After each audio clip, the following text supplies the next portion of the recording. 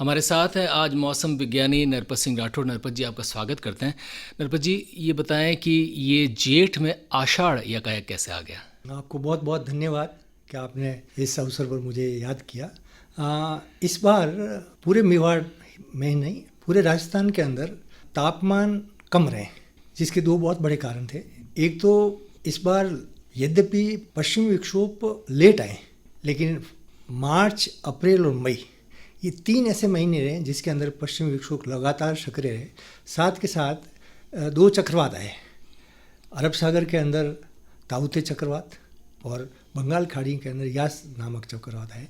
ताउते चक्रवात की वजह से यद्यपि जो हम पढ़ाते हैं उसमें इस चक्रवात को जाना चाहिए पश्चिम उत्तर पश्चिम, लेकिन ये जहाँ इसका जन्म हुआ केरल तट के पश्चिम में दक्षिणी पूर्वी अरब सागर के अंदर, वहाँ से ठीक उत्तर की ओर बढ़ा और लगातार कोस्ट जो तटवर्ती क्षेत्र है केरल से लेकर आपके गोवा, महाराष्ट्र, कर्नाटक होता हुआ गुजरात पे ये है जो आके टकराया है सिलवासा और दमन दीव के आसपास।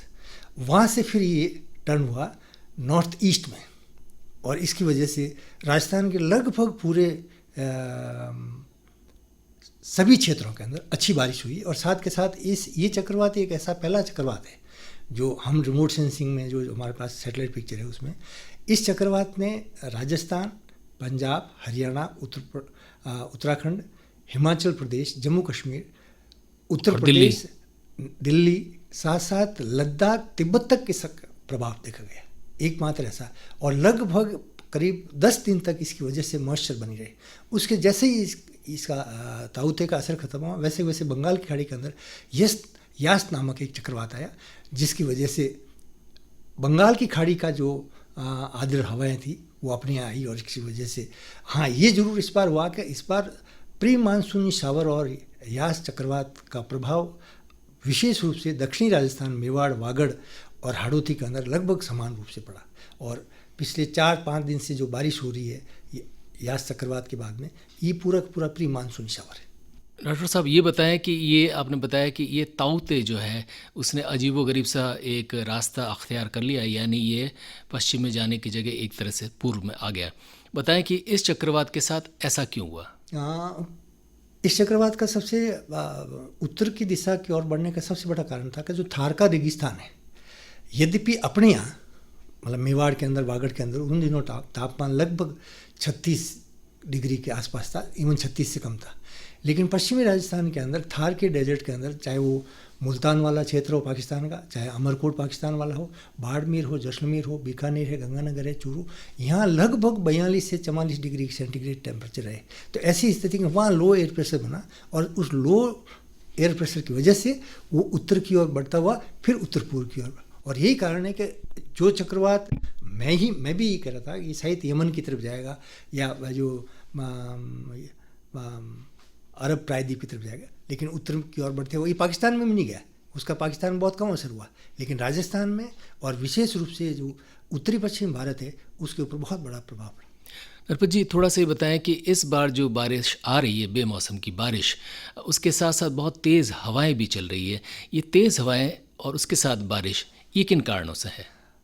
तेज़ हवाओं के साथ बारिश होने का सबसे बड़ा कारण है, एक तो अपने यहाँ एनवायरमेंटल डिग्रेडेशन हुआ है, तापमान बढ़ा है, साथ के साथ वनस्पति घटी है, पेड़ पौधे घटे हैं। और इस वजह से स्थानीय स्तर के ऊपर कहीं पे भी जब थोड़ा सा तापमान बढ़ता है तो वहाँ स्थानीय स्तर के ऊपर निम्न वायु दाब क्षेत्र बनता है। और जब निम्न दाब वायु क्षेत्र बनेगा तो जैसे ही निम्न वायु दाब क्षेत्र बनेगा वैसे ही वहाँ हवाएं हैं वो घूमने लग जाती है और इसी वजह से वो घूमती है, बारिश तो कम करती है, गड़गड़ाहट होती है और तेज़ हवाओं के साथ साथ जो नुकसान भी करती है। नरपत जी, एक चीज़ आपसे और जानना चाहूँगा कि मानसून के बारे में प्रायः ये मौसम विज्ञान में कहा जाता है कि हमारी धरती एक तरह से जितनी ज़्यादा गर्म होती उतनी ज़्यादा मानसूनी हवाएं हमारे यहाँ अच्छी तरह आती हैं, अच्छी तरह बरसती हैं। अब जब तापमान बढ़ ही नहीं रहा या लगातार ठंडक इस ढंग से हो रही है, तो आपको लगता है कि इस वजह से मानसून की जो बरसात है वो हमारे यहाँ कम होएगी या उस पर कुछ असर पड़ेगा? ये जो फिनोमेना बना या जो परिस्थिति उत्पन्न हुई है, इसकी वजह से मानसून के ऊपर विशेष रूप से असर नहीं हुआ। उस सबसे बड़ा कारण है कि मानसून अपने जो राजस्थान है या उत्तर पश्चिम भारत के हिसाब से नहीं चलता है। मानसून एक्चुअली हिंद महासागर के अंदर जो हवाएं चलती है, जो दक्षिण पश्चिम से निकलकर उत्तर पूर्व की ओर बहती है, जिनको हम मानसूनी पवनें कहती है, वो पवनें हिंद महासागर से श्रीलंका के आसपास आने के बाद में प्रायद्वीप भारत के दो भागों में बढ़ जाती है, एक अरब सागर और बंगाल खाड़ी।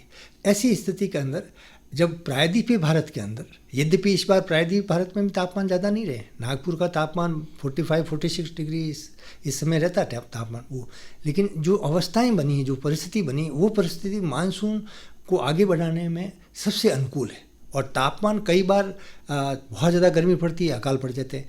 इस तरह की सिचुएशन पर विशेष रूप से अपने यहाँ राजस्थान के अंदर, यद्यपि थार का मरुस्थल है, लेकिन उसके साथ साथ दूसरे ऐसे पैरामीटर है जिसकी वजह से मानसून बढ़ेगा। जैसे इस बार मानसून सिर्फ 2 दिन लेट आया, 1 जून हो उसकी जगह 3 जून है। मैंने भी इस बार प्रोडिक्शन किया 28 मई के आसपास मानसून आ जाएगा, लेकिन वो प्रोडिक्शन इसलिए चेंज करना पड़ा क्योंकि ताउते आ गया और फिर बाद में यास चक्रवात है, इस वजह से थोड़ा सा 2 दिन, अदरवाइज 28 मई को मानसून अपने आ जाता केरल। जी थोड़ा सा बताएं कि ये जो मॉनसून की प्रक्रिया इस बार, अब तो प्राइवेट प्लेयर्स भी आ गए हैं, यानी सरकारी मौसम विभाग के साथ साथ बहुत सारे लोग ऐसे हैं जो प्रेडिक्शन कर रहे हैं, लेकिन इस बार सरकारी और प्राइवेट दोनों व्यवस्थाएं अच्छा मॉनसून 90% से ज़्यादा बता रहे हैं। ये बात आपके हिसाब से कितनी सही है, और क्या मान के चलें कि दक्षिणी राजस्थान में इस बार बरसात ठीक ठाक या अच्छी होगी? मैं आपको बता दूं, सारे प्रेडिक्शन, मेरे भी प्रेडिक्शन मौसम विभाग के जो सैटेलाइट पिक्चर है उसके बेस पे, और जो स्काई मैट है जिसका आप जिक्र करना चाह रहे हैं, उनका भी बेस वही है। लैंडसेट जो अपने इंडियन सैटेलाइट जो सीरीज़ है मैटसेट वाले, उसी आधार के ऊपर वो प्रेडिक्शन करते हैं। और प्रेडिक्शन के अंदर एक पैरामीटर है, वो पैरामीटर सारे पैरामीटर जब प्लस होंगे तभी हम प्रेडिक्ट कर सकते हैं कि नहीं इस बार मानसून अच्छा रहेगा। तो ऐसी स्थिति के अंदर सरकार का विभाग और प्राइवेट विभाग और व्यक्तिगत कुछ लोग ऐसे हैं जिसमें मैं भी हूँ, तो उनके लगभग एक जैसे हैं। जैसे मानसून का प्रेडिक्शन उन्होंने 30 मई किया है, मौसम विभाग भी किया और स्काई मैट किया। फिर स्काई मैट ने वापस रिड्यूस करके 28 मई कर दिया, लेकिन फिर उन्होंने कहा कि नहीं 5 मई, जबकि मेरा ही प्रेडिक्शन था कि 2 जून या 3 जून को केरल तट के ऊपर वही है। और हम जब मानसून की बात करते हैं तो 2 दिन प्लस माइनस कर सकते हैं, और मानसून का मतलब है, अरबी भाषा का शब्द है, वो हवाएं जो किसी भी दिशा में जा सकती है। तो ऐसी स्थिति के अंदर कोई लेट नहीं है, ठीक ठाक है, और बहुत अच्छी बारिश हुई है केरला के अंदर लगातार 3। और जो कल तक के सैटेलाइट पिक्चर है, कल तक के नहीं, आज सवेरे रत्नागिरी से आगे सिंधुदुर्ग से लगाकर है जो रायगढ़ तक महाराष्ट्र में मानसून पहुंचेगा। हो सकता है 4-5 दिन के ये गति रही, किसी प्रकार विघ्न नहीं आया तो 4-5 दिन बाद में मानसून बॉम्बे पहुंच जाएगा, और बॉम्बे के बाद में अपने यहाँ लगभग 7 दिन में या 10 दिन में मानसून। तो वही जो डेट हमने डिक्लेयर कर रखी है, 20 जून के आसपास मानसून आ जाना चाहिए। हमारे यहाँ इस बार कैसी बारिश की उम्मीद करें दक्षिणी राजस्थान में? विशेष रूप से दक्षिण राजस्थान के अंदर मेरा जो मानना है वो इस बार बहुत अच्छी बारिश होगी। और यदि हम औसत बारिश से बात करें कि जो औसत बारिश वो तो बहुत जल्दी उसको क्रॉस कर जाएगा, क्योंकि ताउते और यास की वजह से जो बारिश हुई है। और इस बार सबसे अच्छा ये रहा कि उदयपुर की लगभग सारी झीलें, मेवाड़ की मानसून से पहले ही भर चुकी है। और इस मामले में सरकार ने जो मैनेजमेंट किया है वो निश्चित रूप से उसको सराहना है। नरपत जी, दोनों चीज़ें हैं। कोविड-19 ने बहुत सारी गड़बड़ें की, बहुत कष्ट पहुंचाया हमें, मानवीयता को, समाज को, लेकिन एक अच्छी चीज़ अपरोक्ष रूप से ये हुई कि पर्यावरण का नुकसान थोड़ा बहुत बच गया, क्योंकि मानव जो घर में ही कैद है तो पेड़ कैसे काटेगा या जानवरों को कैसे मारेगा, तो कुछ तो दखलंदाजी इस दौरान कम हुई है, एक बात ये। लेकिन उसके साथ साथ जिसका आप हवाला दे रहे थे कि पेड़ पौधे कटे भी हैं, इन दोनों चीज़ों से क्या मौसम पर अब कुछ फ़र्क पड़ रहा है या पड़ेगा? निश्चित रूप से मैं बता दूं, मेवाड़ के अंदर एक वो समय था जब रिमझिम बारिश होती थी, और रिमझिम बारिश का प्रोसेस ख़त्म हो गया। अब तो बारिश आती है, 1 घंटे के अंदर 10 दिन की बारिश पूरी होकर चली जाती है। ये एक्चुअल में जो एनवायरमेंटल डिग्रेडेशन हुआ, पारिस्थितिक तंत्र के अंदर जो छेड़खानी मनुष्य ने की है, उसकी वजह से, चाहे उन्होंने वो खदानें खोदी हो, माइनिंग एक्टिविटी, चाहे उन्होंने वन काटे हो, चाहे पहाड़ काटे हो, या फिर उन्होंने जो भूमि उपयोग बढ़ा है, वो भी कहीं न कहीं, क्योंकि पूरा पूरा पथरीला एरिया है, वागड़ और मेवाड़ और हाड़ौती क्षेत्र जो पूरा पधरे, तो पारिस्थितिक तंत्र के अंदर जो छेड़खानी हुई है वो निश्चित रूप से, यद्यपि बारिश उतनी हो रही है लेकिन नेचर ऑफ रेनफॉल वो चेंज हो गई है। इरेटिक रेनफॉल होती है, अचानक बारिश आती है, दर दर बरस जाती है और फिर बंद हो जाती है। ये जो है ये इंडिकेट कर रहा है कि आपने जो परिस्थिति के साथ जो छेड़खानी की है उसका नतीजा है। नरपत जी, बारिश यानी जीवन हमारे लिए, और उम्मीद करते हैं कि इस बार हमारे यहाँ पर मेवाड़ और वागड़ अंचल के इस धरती को नया जीवन इस मानसून में अवश्य मिलेगा। आपका बहुत बहुत आभार।